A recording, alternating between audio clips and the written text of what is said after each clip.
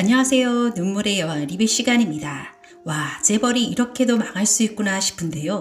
물론 현실에서는 이렇게 쉽게 망하지는 않겠지만 드라마상으로 보자면 정말 10분 만에 재벌가가 몰락한 건데요. 빠른 스토리 전개는 정말 마음에 드는 부분입니다.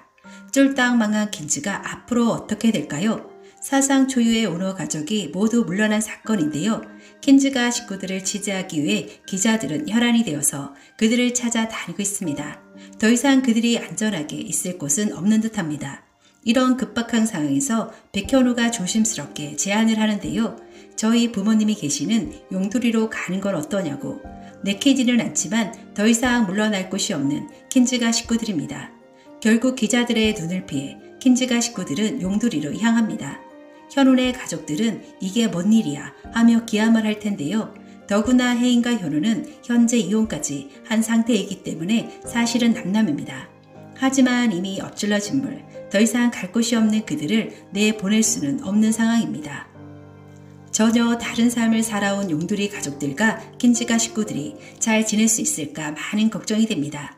특히 혜인 어머니 김선아가 가장 걱정스러운데요. 두 사람의 이혼 소식을 듣고 한 걸음에 달려온 현우 어머니에게 막말을 했었죠.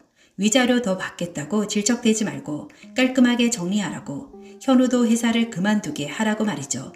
정말 자존심 상하고 모멸감을 느꼈을 것입니다. 현우로부터 은성과 무슬이가 모자지간이라는 얘기를 듣게 된 홍만대 회장은 가슴을 부여잡고 쓰러졌습니다. 이런 홍만대 회장에게 무슬이가 드디어 본색을 드러냈는데요. 회장님 괜찮으세요? 안 괜찮으시죠? 그게 그런 약이래요. 호흡기에 닿고 10분 있으면 서서히 마비 증상이 온다던데. 진짜네. 그러나 걱정하지 마세요. 바로 죽지 않아요. 회장님이 바로 죽으면 위임장이 소용없잖아요. 혼수 상태에 계실 때에만 법적 대리인 겸 의결 대리인이 될 수 있어요. 한 두세 달 시제처럼 누워 계시다가 돌아가 주세요. 정말 역대급 소름인데요. 그러면서 마지막 최악의 한마디를 던집니다. 백서방과 범자 말이 다 맞는데 왜 믿을 사람 말을 안 믿고 제 말을 믿으셨어요? 정말 홍만대 회장 편히 눈을 감을 수 없겠는데요. 홍만대 회장에게 모슬이는 늘 1순위였죠. 아무런 대가도 바라지 않고 늘 본인 곁을 지킨 인물이었기에 모슬이의 배신은 엄청난 충격이었고 믿었던 도끼에 발등을 제대로 찍힌 꼴이었습니다. 그런데 여기서 중요한 포인트 하나, 모슬이가 스스로 자백했음을 알 수 있는 부분인데요. 범자는 어머니 제삿날에 감옥에서 출소해 제사에 참석을 하게 됩니다. 범자는 제사에 참석한 모슬이를 보고 흥분해 가족들에게 소리를 지르고 제사는 엉망이 되는데요. 우리 엄마를 죽인 저 모슬이를 왜 제사에 참석시키냐고 화를 냅니다. 그러자 오빠인 홍범주는 범자야, 어머니는 심장마비로 돌아가셨어 라고 말합니다. 다른 가족들도 이에 동조를 하는데요. 결론은 범자 엄마도 젊은 나이에 갑작스런 심장마비로 죽었다는 얘기입니다. 그런데 지금 상황이랑 비슷하지 않나요? 홍만대 회장도 심장마비로 쓰러진 걸로 모두가 알고 있습니다. 그러나 사실은 심장마비가 아니라 모슬이가 장기판에 사용한 독약 때문입니다. 이것을 알고 있는 이는 현재 모슬이밖에 없습니다. 킨즈 가이는 모슬이가 들어오고 나서 여러 사람이 죽었습니다. 이것이 과연 우연일까요? 첫 번째 죽은 사람은 바로 홍혜인 오빠 홍수환입니다. 혜인과 수환은 가족들이 놀러간 리조트에서 보트를 함께 따다 의문의 보트 사고로 물에 빠지게 되는데요. 이때 혜인은 누군가에 의해 구조되었지만 수환이는 죽었습니다. 혜인은 자신을 구조한 사람을 함께 있던 오빠 수환이라고 믿었고 자신 때문에 죽은 오빠 때문에 평생 죄책감을 안고 살아가고 있습니다. 엄마 김선아로부터 현재까지 너 때문에 오빠가 죽었다는 원망을 듣고 있죠. 그러나 이후 밝혀지겠지만 혜인이를 구한 건 오빠가 아니라 바로 현우였습니다. 현우는 어린 시절 해병대 캠프를 했었는데요. 혜인이가 빠지던 그 시간 현우도 그 장소에 있었던 겁니다. 이는 구화 예고편을 보면 추측할 수 있는데요. 혜인이 현우의 서랍에 있는 mp3와 일기장을 우연히 발견합니다. 현우는 아주 꼼꼼한 성격이라 메모하는 걸 아주 좋아할 텐데요. 일기장을 우연히 펼쳐본 혜인은 그 당시의 상황을 자세히 적어놓은 현우의 일기를 읽게 됩니다. 그래서 오랫동안 오빠에 대한 죄책감으로부터 벗어나 현우를 진심으로 더 좋아하게 되며 정말 살고 싶다는 의지를 다질 것 같습니다. 결국 현우와 혜인의 첫 만남은 킨즈가가 아니라 혜인을 구조하면서부터 시작된 것입니다. 그리고 애초 타겟은 수환뿐만이 아니라 혜인과 수환이 동시에 죽음으로써 킨즈가의 승계를 막으려 했던 것인데요. 그런 혜인을 현우가 구한 것입니다. 두 번째는 범자의 엄마입니다. 건강하던 엄마가 심장마비로 쓰러졌는데요. 물론 건강이 좋지 않으면 심장마비로 쓰러지는 일은 간혹 있기도 하지만 그렇게 흔한 일은 아닐 거라 생각됩니다. 모든 가족들이 다 심장마비로 죽은 것으로 알고 있는데요. 범자만이 20년째 아니라고 모슬이가 죽은 거라고 단정지어서 이야기하는 것을 보면 현재의 홍만대와 비슷하게 독약을 써서 심장마비로 위장한 것이 아닌가 싶습니다. 또한 그 장면을 범자가 목격을 한 것 같습니다.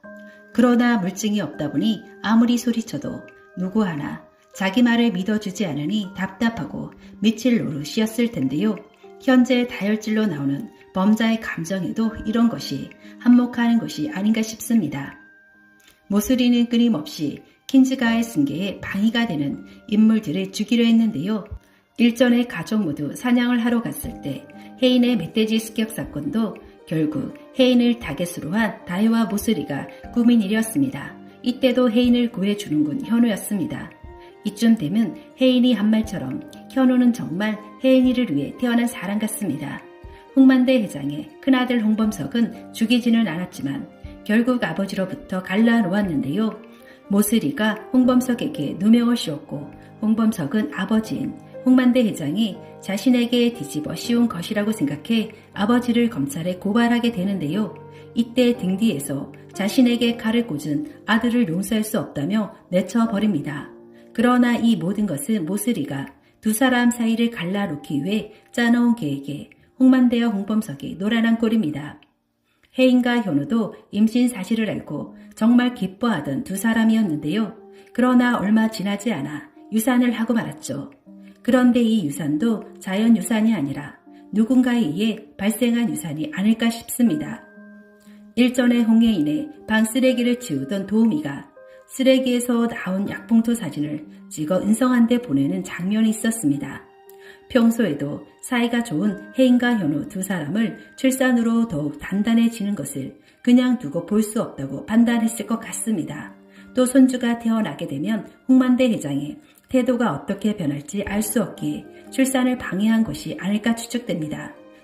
홍만대 회장은 자신은 최고의 부를 가졌음에도 자신의 곁에는 아무도 없다라고 말을 하며 쓸쓸함을 표현하기도 했는데요. 이는 홍범자가 화가 나서 홍만대에게 한 말이기도 합니다. 모슬이한테 빠져 자식들을 다 내쫓았기 때문인데요. 모두 스스로 자초한 인간응보 같습니다. 모슬이가 홍만대의 눈과 귀를 가리고 자식들을 홍만대 주변에서 떼어놓기 위해 농간을 부리고 있었는데도 눈치조차 채지 못하고 오히려 자식들을 탓하기만 합니다. 콩깍지가 저렇게 씌워도 되는 걸까요? 그리고 최고의 재벌 회장이라는 사람이 무당의 말을 100% 신뢰하고 주변 사람을 전했고 사업 계약에도 100% 반영하는 것. 계약서 사인에 신중하라는 사회 백현우의 말을 충언으로 듣기보다 자신의 일을 방해한다며 괘씸하다며 넌 삼지에 나오시라고 다들 보는 앞에서 끌어내는 장면이 나옵니다. 정말 어리석다 못해 참 한심해 보입니다. 리더의 눈과 귀를 가리면 어떻게 되는지, 리더가 어리석으면 어떤 결과가 일어날 수 있는지, 결국 리더의 무능은 킨즈가의 몰락으로 이어지고 회사 직원들, 투자자들, 얼마나 많은 사람을 고통에 빠뜨리는지 너무나 잘 보여주는 장면이었습니다. 오늘 영상은 여기까지입니다. 구독, 좋아요 눌러주시면 감사드리겠습니다.